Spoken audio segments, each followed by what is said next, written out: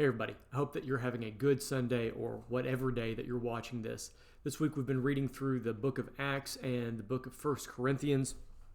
And in Acts chapter 18, it opens up with Paul arriving in Corinth. Now, Paul, he begins teaching in the Jewish synagogues. He's going there every Sabbath day and he's talking to them about Jesus. And it gets to the point that the people there, he's just not getting through to them. They're not listening to him. And you see Paul get frustrated here, and he says that, he gets to this point where he shakes out his garment, like shaking the dust off of his clothes. And it's kind of a symbol of saying, like, I'm done with you. And he says, your blood be on your own head. I'm innocent. From now on, I'll go to the Gentiles. It's like, whoa, your blood be on your own head. That's pretty serious. But what Paul is telling them is like, look, if you're not going to accept Jesus, your guilt is on you. I've done my part.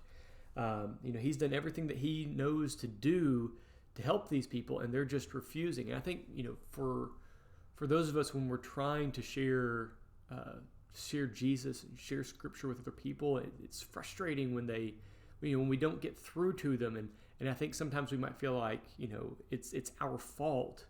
But I think Paul, he gives us some good insight here that, we need to do the best we can. We need to study, we need to prepare, we need to really try to reach out to people, but ultimately the decision to respond to the gospel is up to them. Now, Paul ends up going to this guy, Titius Justus, and he's a worshiper of God, and he lives right next door to the synagogue, and he's probably a Gentile. And it talks about his relationship with Titius Justus and Crispus and how he ends up baptizing his entire household. And so more and more Corinthians, they're hearing the gospel, they're believing, and they end up being baptized. But we find out later on that Paul wasn't the one who baptized most of these people. As this story goes on, we see that there's this building opposition in the city of Corinth, and the Jews end up going to the proconsul. He's like kind of like a governor over this region, and they make this accusation against Paul, and he's not really going to listen to them, and they end up like dragging in this guy Sosthenes, who is the head of the synagogue, and they end up just beating on this guy right in front of like the governor, and he just doesn't do anything about it. Now, as we get over into 1 Corinthians, one of the cool things is we see Sosthenes show up again. In fact, the letter is addressed to the Corinthians from Paul and also from Sosthenes. So this is a letter from Paul, the guy who brought them the gospel, and Sosthenes, who was the head of the synagogue there. So these have been people that the Corinthians would have known, would have had a personal relationship with. Now, Paul kind of gets into this pretty quick. There's some divisions. There's some issues within the Corinthian church. It seems like they're prioritizing the wrong kinds of things. They're kind of dividing up into sects, saying like, oh yeah, I follow Peter, as he's called here, Cephas. That's referring to Peter, the apostle. Some people say, oh no, I follow Paul, and some other people say, oh no, I follow Apollos. And Paul's like, look, no, just stop. You follow Jesus. Stop all this. This is ridiculous. And he really kind of points out what at the core here is the really kind of the big issue. He begins like talking about like proclaiming Christ and the wisdom of the Spirit. Okay, so in verse 14 of chapter 2, Paul says that the natural person does not accept the things of God or the Spirit of God, for their folly or foolishness to him. He says he's not able to understand them because these things are spiritually discerned. It's like, you're trying to go about it the wrong way. I'm trying to think of like an analogy might be if you're looking at an abstract painting and you're trying to like mathematically quantify why it's a good painting. Well, that's just not going to work because you're using the wrong tool set to discern or to understand this painting. He says that these people, they're trying to understand God the wrong way. He says that the Spirit of God is understood spiritually.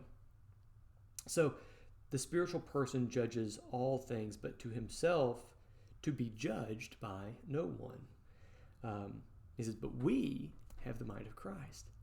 But then he pivots on the Corinthians in chapter 3. He says, look, I couldn't address you as spiritual people. I couldn't do it.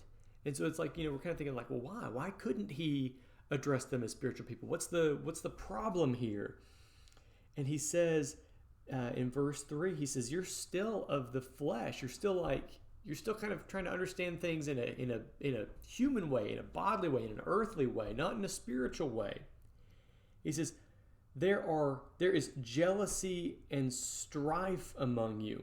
He says, that's the flesh. You're behaving only in a human way. You're not behaving like Christ. You're not being attentive to God and him like what he's teaching you. And so like this idea of strife and jealousy, that comes from selfishness. And so when we are trying to seek our own way or our own self-interest over other people, we're being selfish. And Paul says like, hey, when you're like that, you can't understand. You can't understand God. He's going to seem foolish to you because you're coming at it from the wrong perspective. Anyway, Paul goes on to talk about the church as God's temple, so much so that he says that, don't you know that God's Spirit dwells in y'all? And I say y'all here because the word he uses here, he says you, is actually plural in the original language. And so he's saying that, you all, the church, God's Spirit dwells in you. And that's a big deal because if there's divisions within the church, he's saying you're like tearing down the temple of God with your petty arguments. Man, how bad is that? That's a scary thing that we need to be on the lookout for, that we're not, being selfish. We're not being, seeking our own above other people. We need to be looking out for other people and trying to help them instead of serving ourselves. And so, anyway, Paul kind of gets to the end of this chapter and he says we kind of got this problem here. So it's like this sickness of selfishness and pride. How are we going to fix that? How are we going to fix jealousy and strife and arrogance and this deadly aversion to be teachable?